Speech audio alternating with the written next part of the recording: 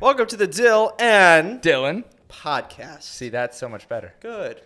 Oh, wow. So I've been hyping up my first line on this podcast for about probably a year and a half now. Yeah. I'm just going to spit it out. Okay. When I was younger, like, what do you call the first dish? Like, you have a family gathering come over. You got, like, your pasta salads, your crudité. What do you call that?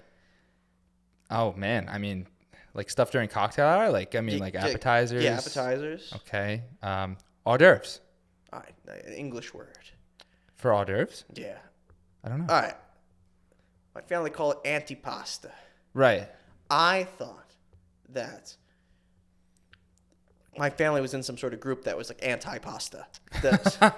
So when I get the antipasta, I thought we were some sort of like group that like normal people would maybe have pasta at that time, but not us. Yeah. Oh, so you thought of it literally as anti-pasta. Yes. And it made no sense. There's pasta and antipasta. It's like, it's macaroni salad or whatever. Right. Yeah. It's funny.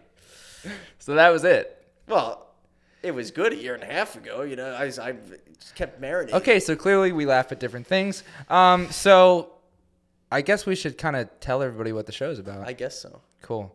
Well, we both come from. What camera should I look at? That's. Well, I'll look at mine. Yeah, you look at yours because Yeah. that's like you to the audience, and Nice. I'll look at mine, but it's to the audience. All right, we'll edit around this stuff. So obviously, Dylan and I, we don't just share the same name. We share the same career goals, passion, filmmaking. So we're going to talk about some film stuff, but that even gets a little boring sometimes for us. So we're going to tell some interesting stories. I mean, we have so many just from school alone, characters we've met in real life. Oh yeah, Talk about our friend Brian a lot. Brian. There's a lot to be said about Brian, and there's a lot to be seen about Brian. Yeah. He shouldn't exist. A lot of things he does doesn't make sense. He is like a cryptid. Like when you hear Brian's story, it's like, what? How? Huh? And there's like a cycle. Everyone's like, there's no way this person's real. They find out he's real. He's like, what? And then like, it's Brian, man. Uh-huh. Well, there's also a cycle with him where it's like, everybody's in denial of the really terrible things he's done and said. Also, I should note, Brian is a really nice guy. Love Brian. Love Brian. But there are things that have been, well, we wouldn't say them here. We'll have him on the show one day. But also, well, we should probably He put has very controversial opinions, especially on films. I believe the movie Ad Astra, he loves. I haven't seen it. I don't watch bad movies, but... Yep, we'll get into that. Speaking of your movie interests, I mean, let's talk about your rating system a little bit. Okay. Yeah. This will be a perfect nugget for TikTok. I'm just going to hard drop this in, all right? Got the nugget. We'll come back to that. Okay. When you see a movie, legally, you pay money to see it. Of course. So, as a producer, they want to make the money. The film is just a means to make money. The Hollywood big people, they don't give a shit about the movie. They want it to make money. Yeah. So I grade I grade movies on how much money they made. The movie Mr. Magorium's Wonder Emporium made, I believe is what, $69 million? $67 million. $67 million. Thank you, Rob. Thank you. So Mr. Magorium's Wonder Emporium made $67 million when that movie came out. I can't tell you a single thing about that movie, Dylan. Well, by the way, I mean, just so people know, I did see the movie in theaters. I saw the movie too. With my mom. So we Correction, $69.5 million. Yeah, so you know how much money that is? At least 20 of those $20 dollars is you. was from my mom and I. me too. Yeah. So a movie, in my eyes, needs to make at least as much money as Mr. Magorium's Wonder Emporium to be considered a success. Because that's a movie, I can't tell you anything about that movie except there's one part where he's like, my shoes are 200 years old, and they're like, yup. Yep. And it should, also it's a good point about your scale of rating system like that, because like I mean, there's some really critically acclaimed films out there that exist that haven't met that Magorium standard. Yeah, the Magorium standard is quite simple. Mm-hmm. If you make that much money, your film is a critical success. It does not matter how much it costs to make the movie.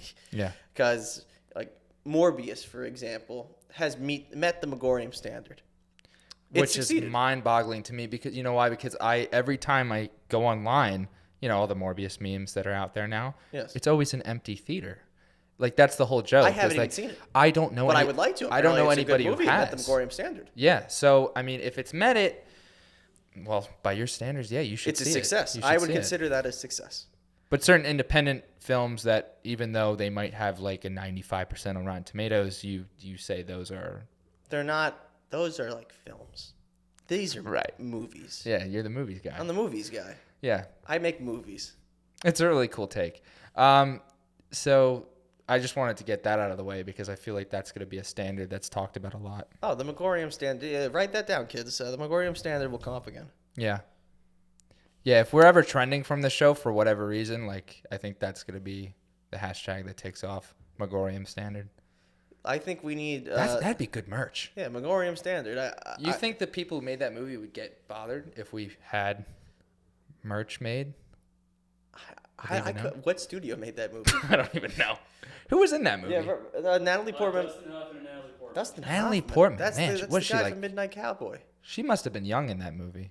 Yeah, but that was after Star Wars. After Star Wars. Oh, and Jason Bateman. After Star Wars, and it's Magorium. It's the next step. Rob, can you pull up like 5 random movies and ask us if they met the Magorium standard? All right, you just list off some movies. Well, and like let's not adjust for inflation. Yeah, we're not. That's cheating. That's the Magorium standard with the asterisk. Wasn't there something crazy like? No, Godfather was a big box office hit, right? I would assume that made a lot of money. I just remember there was one specific film that you always bragged that didn't. It was Goodfellas. Goodfellas has not met the Magorium standard. Yeah, one of my favorite movies does not reach your. Have you seen Goodfellas? No. Oh my god. No, but I think Rob, if you could look up 5 movies and ask us, and we'll decide if we think it's met the standard. We are filmmakers in a podcast. Yeah, no. Goodfellas only made $47 million at the box office. Terrible movie. It couldn't make as much money as the movie about the kid in the toy store. Yeah. All right, what does that tell you? What does that tell you? That's good. Circling back to our friend Brian, he's always been a big fan of your rating system, right? Yeah.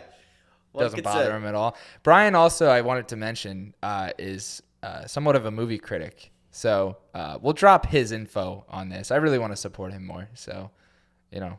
Power to the Sudfield. He does some good reviewing. He's just an entertaining guy. So we'll show his picture or something.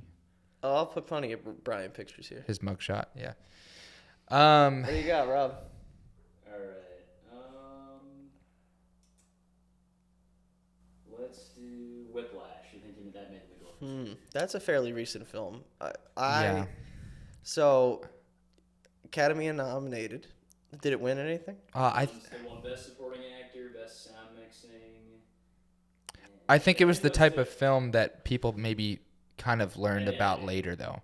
I mean, obviously, I watched it later. Well, it was big in the moment, but just from going to film school, it's like we learned about it a little later because I don't know when it blew up. It was what 2016. Yeah. There's a lot of other stuff. It was 2014. 2014. Oh, that was before the bad times. Yeah, La La Land. I think was 2016. I don't know. I'm gonna go with it made more money than I'm gonna go with met the Magorium standard. I'm gonna say it didn't.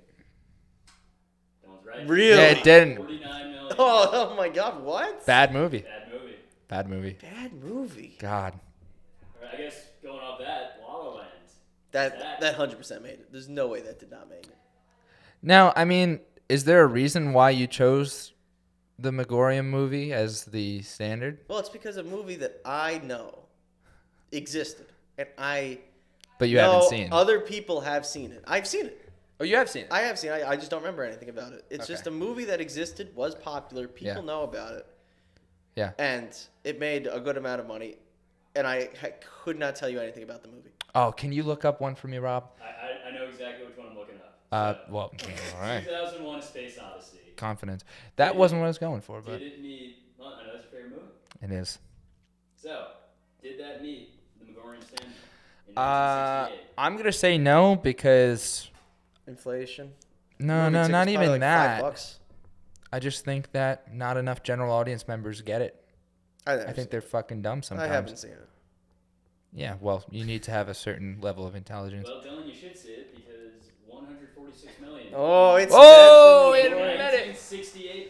Oh my god. It's because it was Kubrick. Like, he did the whole moon landing. well, and he's dead everything. now, but Yeah.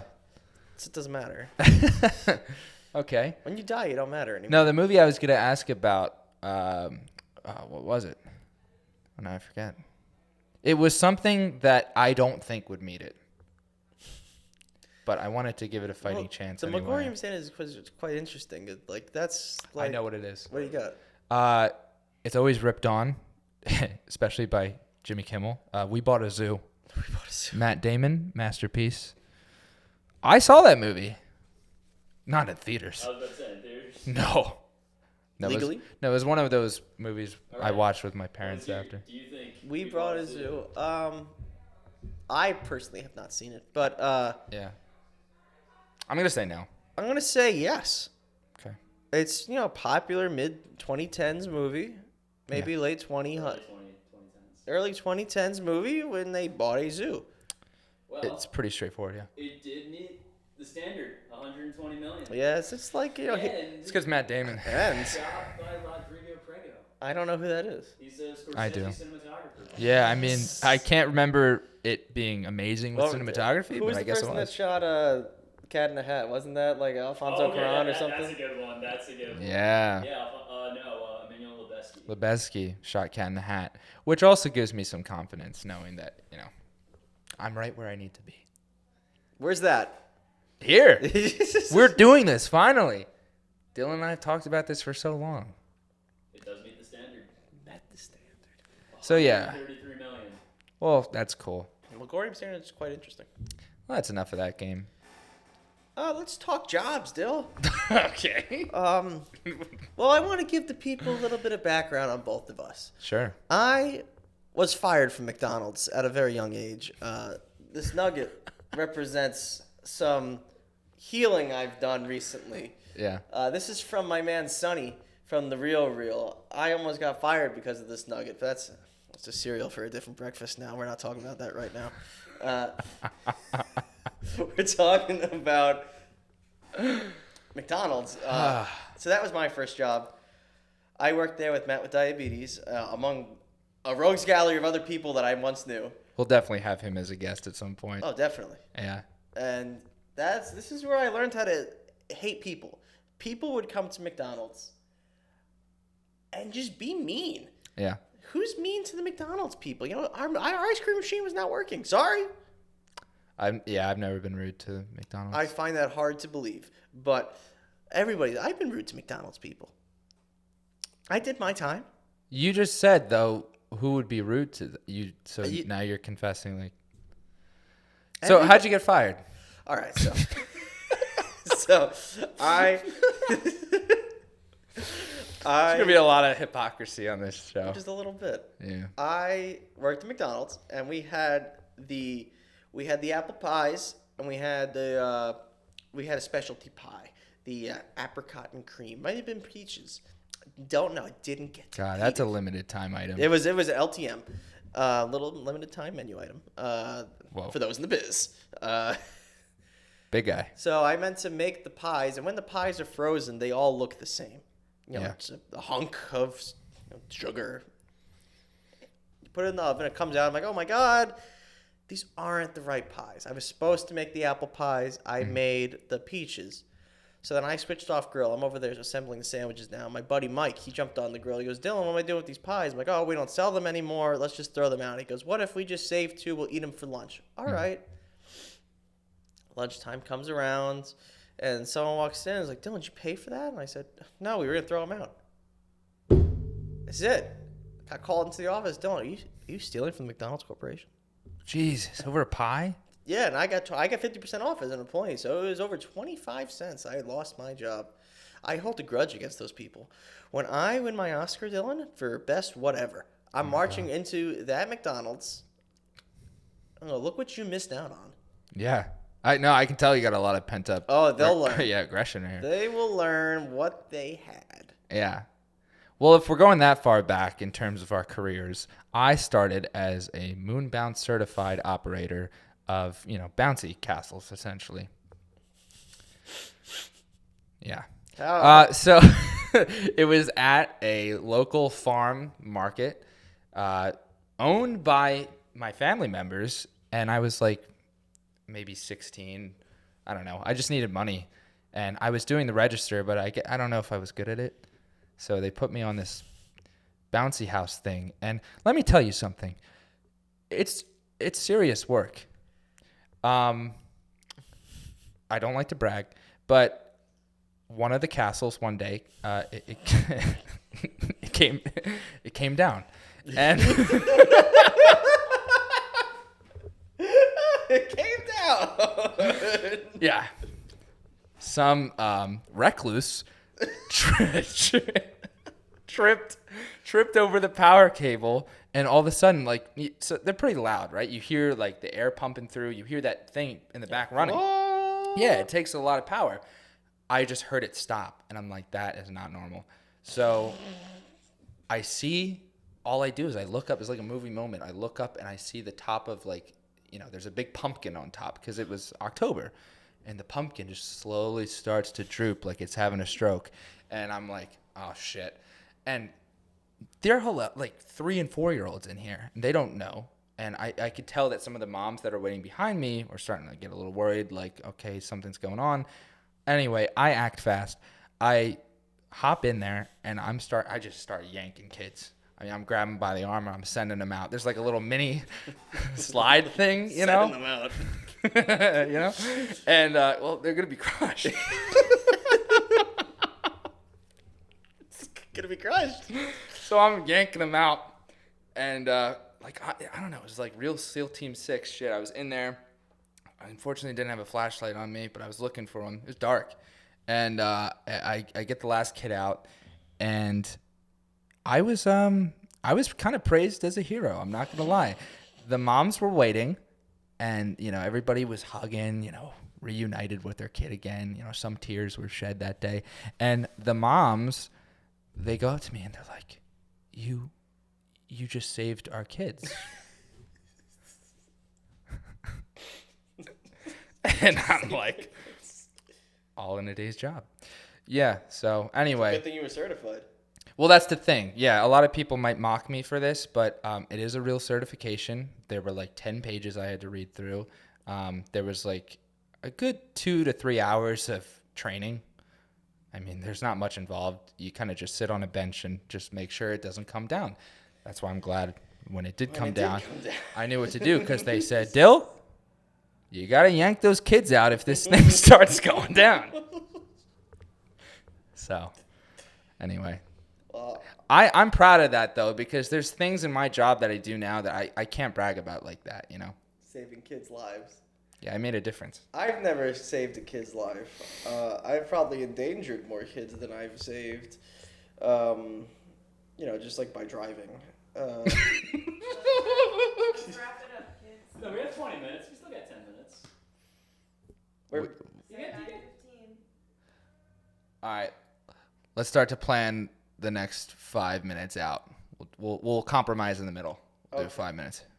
we're being told we're going on a little bit too long. Yeah. We didn't really have a plan for this episode, really. We were just, we're winging it. We've been here for a long time, yeah. But I'm glad we got our early beginnings out of the way for people. Yes. So you know that you don't just start as a filmmaker. It's several steps to get there. Yep, moon bounces or apple Moon pies. balances, apple pies, not to mention, I was killing fish for a year. I was ripping guts out. Yeah. Killing lobsters. Sometimes I would put the lobsters in like the microwave or whatever we have there, the steamer, and I'd forget to put little Old Bay on top. And the customers, they want the Old Bay. Gonna pull it out, and the lobster's in there shaking because he's a little radiated. So you sent it back in. Sorry. It's how your fish comes. That's the thing. Somebody has to do Someone's got to do it. It's Yeah. It's not a great job, it. Yeah. but it was my job. Before I just want to circle back again. You had said something about like a minute ago about endangering kids' lives on the road. Like, what do you mean by that? Well, Ramen likes to say I drive Italian style. So, God. so Call that Jersey style. sharp turns, sometimes a little too fast, but in my now older age, Yeah. I'm a lot safer now. I've done no car accidents, no tickets, many close calls. Yep. Uh, You're Italian, so that makes Yeah. sense. yeah, Yeah, I gotta get where I'm going. I know.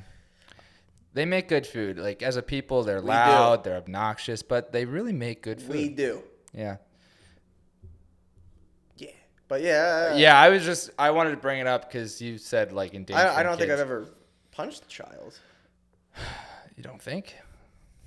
I mean, when I was a child, I punched a child, but I don't think that counts. Really? I want to get into this for, like, the next episode, like, fights, because I never really was involved. Well, I was only any. ever in one fight, and it was stupid. I don't even remember what it's about. Much like the Magorium standard, I don't remember. As we wrap it out here, I'm so excited for the future of this because, like, I'm thinking about, like, just your stories alone, like, like the pepperoni and the stud, Pepperoni. Yep. I mean, We're very interesting people. We're very interesting people. Yeah. And you'll come to learn that. But we got a lot of content planned. We got Yeah. videos. We got podcasts. We got memes. Right, Dyl? Do the TikTok dance. yeah, maybe in the future episodes. So this was a good intro. I hope you guys enjoyed. This is all just about telling funny stories and just having a good time. We can't always guarantee what we're going to talk about, but that's the Dylan podcast. We will guarantee that it is entertaining, and that The Dyl- is the double D. The guarantee. Dylan podcast. Be on the lookout for our Patreon, D&D+. Whoa, I didn't even know about that. Well, because it's not real. All right, guys. Bye. Thanks for listening.